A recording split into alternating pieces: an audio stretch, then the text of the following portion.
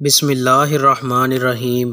نبی کریم صلی اللہ علیہ وآلہ وسلم نے فرمایا، اللہ تعالیٰ جنت والوں سے کہے گا، اے جنت والو، وہ بولیں گے حاضر تیری خدمت کے لیے، ساری بلائی تیرے دونوں ہاتھوں میں ہے۔ اللہ تعالیٰ پوچھے گا کیا تم خوش ہو؟ وہ جواب دیں گے کیوں نہیں، ہم خوش ہوں گے اے رب، اور تو نے ہمیں وہ چیزیں عطا کی ہیں جو کسی مخلوق کو نہیں عطا کی۔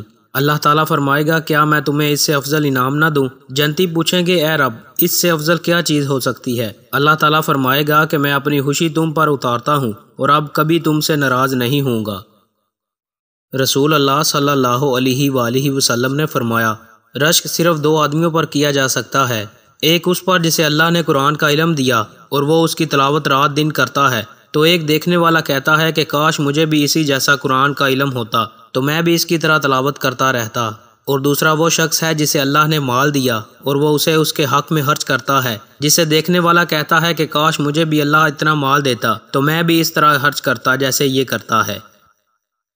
رسول اللہ صلی اللہ علیہ وآلہ وسلم نے فرمایا، گزشتہ امتوں کے مقابلے میں تمہارا وجود ایسا ہے جیسے عصر اور مغرب کے درمیان کا وقت۔ اہل توریت کو توریت دی گئی تو انہوں نے اس پر عمل کیا یہاں تک کہ دن آدھا ہو گیا اور وہ عاجز ہو گئے، پھر انہیں ایک ایک قرات دیا گیا، پھر اہل انجیل کو انجیل دی گئی اور انہوں نے اس پر عمل کیا یہاں تک کہ عصر کی نماز کا وقت ہو گیا، انہیں بھی ایک ایک قرات دیا گیا، پھر تمہیں قرآن دیا گیا اور تم نے اس پر عمل کیا یہاں تک کہ مغرب کا وقت ہو گیا، تمہیں دو دو قرات دیے گئے۔ اس پر کتاب نے کہا کہ یہ ہم سے عمل میں کم ہیں اور اجر میں زیادہ۔ اللہ تعالیٰ نے فرمایا، کیا میں نے تمہارا حق دینے میں کوئی ظلم کیا ہے؟ انہوں نے جواب دیا کہ نہیں۔